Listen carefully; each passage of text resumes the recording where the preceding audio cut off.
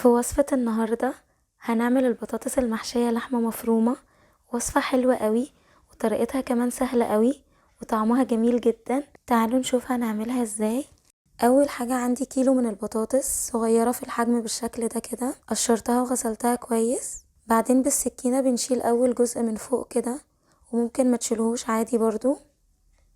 بعدين بنقورها زي ما انتوا شايفين كده بالمقوار العادي بتاعنا، بنعمل فتحة من النص، بعد كده بنقورها وبنشيل القلب على جنب، وبنخلص كل الكمية بنفس الطريقة. هي سهلة قوي ما بتاخدش معانا وقت خالص. في زيت بقى سخن هنحمرها كأننا بنحمر بطاطس عادي خالص. هنحمرها كويس من كل الجهات بالشكل ده. الحركة دي بتسرع انها تستوي اسرع معايا في الفرن وتتشمع معايا. وبعد ما تتحمر هخرجها على مناديل وهسيبها على جنب لحد ما اجهز الخطوة اللي بعد كده. في طاسة بقى على النار هنزل بمعلقتين كبار زبدة او سمنة اي حاجة، وهضيف عليها بصلة كبيرة مفرومة ناعم. هديها تشويحة كده لحد البصل ما يكون لونه ذهبي، وبعدين هنزل عليه بنص كيلو لحمة مفرومة وهقلب. هضيف بقى معلقة صغيرة ملح وفلفل اسود وبابريكا وتوابل لحمة ومكعب مرقة اختياري. بس هقلب كل ده مع بعض كويس قوي وهسيبهم لحد اللحمة ما تستوي. دلوقتي بقى هبدأ احضر الصلصة. في حلة على النار هضيف معلقة كبيرة من الزبدة، وهنزل عليها ب5 فصوص توم مقطعهم قطع صغيرة قوي كده. هسيبه لحد ما يتحمر ويكون لونه ذهبي. بعدين هنزل عليه بكوبايتين من عصير الطماطم، ودي معلقة كبيرة من الصلصة ومعلقة صغيرة سكر طبعا.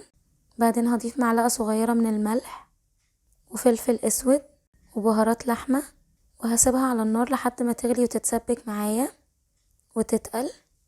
كده كل حاجة جهزت.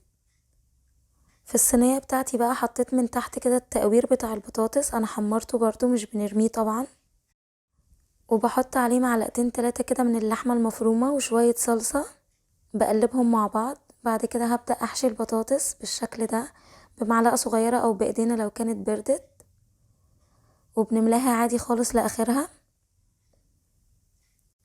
هبدأ بقى ارصها في الصينية وهنزل عليها بالصلصة المتسبكة كده، وفي الاخر كده ضفت عليها جبنة موتزاريلا وممكن تضيفوا بشاميل. بس هدخلها بقى الفرن على درجة حرارة متوسطة 180 45 دقيقة تقريبا، وبخرجها. ده شكلها كده بعد ما خرجتها من الفرن. ريحتها وشكلها تحفة، مستوية وحلوة قوي. بتقدموها بقى مع رز ابيض او رز بشعرية. جربوها بالطريقة دي هتعجبكم قوي وبألف هنا.